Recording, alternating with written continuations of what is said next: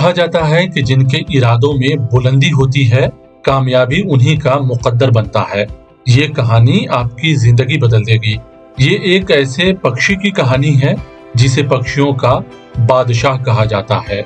हम बात कर रहे हैं बाज की, जिसे दुनिया शाहीन या ईगल के नाम से जानती है। अक्सर देखा गया है कि दुनिया के बड़े बड़े बादशाहों ने ईगल से मोहब्बत की है, और क्यों न करें कि बाज के जीवन का संघर्ष और कशमकश कामयाबी की चाबी है। जिसने बाज की जिंदगी को समझ लिया, उससे कामयाब होने से कोई नहीं रोक सकता है। तो चलिए कहानी की शुरुआत करते हैं। बाज को ये पता होता है कि आराम की ख्वाहिश रखने वाले हमेशा मजबूर और मायूस होते हैं, इसलिए बाज कभी भी आराम को अपने जीवन में कदम नहीं रखने देता है। बाज जिंदगी को एक चैलेंज के तौर पर लेता है, इसलिए वो दूसरे परिंदों के मुकाबले अपनी एक अलग दुनिया बसाता है। बाज हमेशा बाज के साथ उड़ता है या फिर अकेला उड़ता है। कभी भी वो किसी दूसरी चिड़िया के साथ नहीं उड़ता है। अकेले उड़ता है, इसलिए वो सबसे ऊंचाई पर उड़ता है। कहा जाता है कि बेवकूफ को उसकी बेवकूफी की तरह जवाब नहीं दो, ऐसा न हो कि तुम भी उस जैसे हो जाओ। बाज किसी की नकल नहीं करता और न ही किसी दूसरे पक्षियों की हरकत का जवाब देता है। उसका विजन क्लियर होता है। बाज अपने शिकार को 5 किलोमीटर की दूरी से ही देख लेता है, और एक बार जब अपना टारगेट तय कर लेता है तो कोई परेशानी उसके रास्ते की रुकावट नहीं बन पाती है। वो अपना लक्ष्य हासिल करके रहता है। बाज को आसानी से नफरत है, वो मुश्किलों से जूझता है, इसलिए वो पक्षियों का बादशाह है। बाज अपने घोंसले में नर्म घास नहीं रखता, इसलिए कि बाज अपने बच्चे को भी बादशाह बनाना चाहता है। बाज को मालूम है कि आसानी और घोंसले की नरमी उसके बच्चे को कमजोर बना सकती है। बाज का अपना उसूल है, वो मरे हुए जानवर को नहीं खाता, हमेशा जिंदा शिकार करता है। बाज आसमान की बुलंदी पर हजारों मीटर ऊपर 120 किलोमीटर पर आवर की रफ्तार से उड़ता है। खुद से कई गुना अधिक वजन के शिकार को भी अपने पंजों में दबोच कर उड़ जाता है, इसलिए उसे चिड़ियों का राजा कहा जाता है। ये सब बाज को इतनी आसानी से नहीं मिलता है। बाज जब बच्चा होता है तो एक मुश्किल ट्रेनिंग से होकर गुजरता है। बाज को वो ट्रेनिंग उसकी माँ देती है। ट्रेनिंग इतनी हाई रिस्क होती है कि उसकी कोई कल्पना तक नहीं कर सकता है। दूसरे परिंदों के बच्चे अभी अपने घोंसले में बोलना सीखते हैं, उस वक्त मादा बाज अपने छोटे बच्चे को पंजे में लेकर आसमान की बुलंदी पर उड़ती है।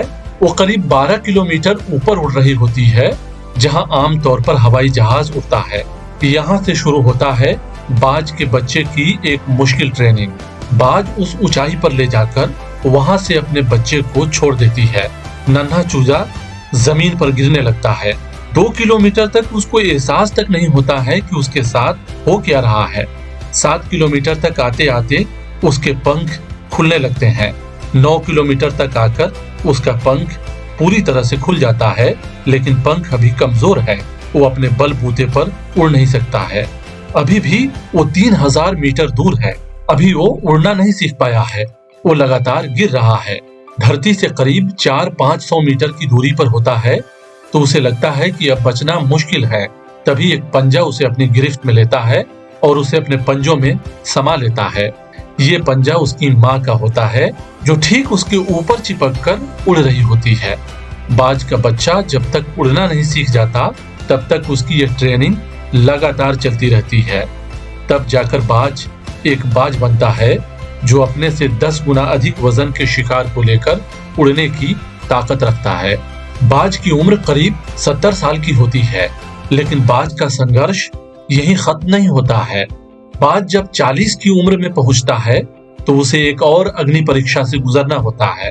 40 की उम्र में उसकी चोंच सामने से झुक जाती है, उसके पंख भारी हो जाते हैं, नाखून टेढ़े हो जाते हैं, जिससे वो अपना शिकार नहीं कर पाता है।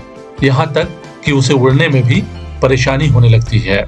यहाँ आकर बाज के पास ऑप्शन होता है कि वो मर जाए या फिर बादशाह बनने के लिए एक कड़ी परीक्षा दे। बाज जो मरे हुए जानवर को नहीं खाता, हमेशा जिंदा शिकार करता है, उसके गैरत व स्वाभिमान को ये गवारा नहीं होता है कि वो बगैर लड़े हार जाए या मर जाए। बाज एक बार फिर मुश्किल यानी कठिन परीक्षा का चुनाव करता है। बाज अपने इलाके के सबसे ऊंची चोटी पर चला जाता है और अपने मुड़े हुए नाखून को खुद पत्थर पर मार मार कर तोड़ देता है। अपने एक एक पंख को नोच देता है।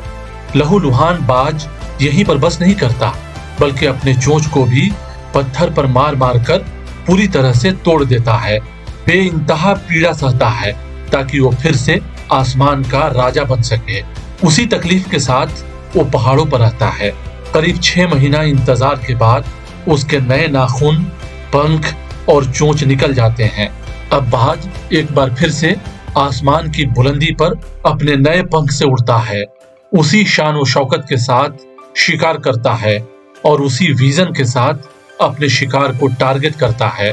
बारिश में दूसरे पक्षी छिपते फिरते हैं और बाज बादलों से ऊपर चला जाता है। दोनों पंख खोले हुए आसमान की बुलंदी से कहता है कि कामयाबी उन्हीं का मुकद्दर बनती है जिनके हौसलों में दम होता है। बाज को मालूम होता है कि अगर किसी काम का इरादा हो तो किसी पर भरोसा करने के बजाय उस काम को खुद करना चाहिए। इसीलिए वो शाहीन है जिसे दुनिया के बड़े बड़े दिग्गज बादशाहों ने मोहब्बत की है। दोस्तों, ये कहानी हमें सबक देती है कि जीवन के हर मोड़ पर और जिंदगी के हर लम्हे में हमें मुश्किलों से भागने के बजाय मुश्किलों के साथ चलना चाहिए, ताकि जीवन का हर पल और हर मोड़ हमारा स्वागत कर सके। दोस्तों, अगर आपको ये वीडियो पसंद आया हो तो चैनल को सब्सक्राइब करें, लाइक करें और अपने दोस्तों और रिश्तेदारों को जरूर शेयर करें।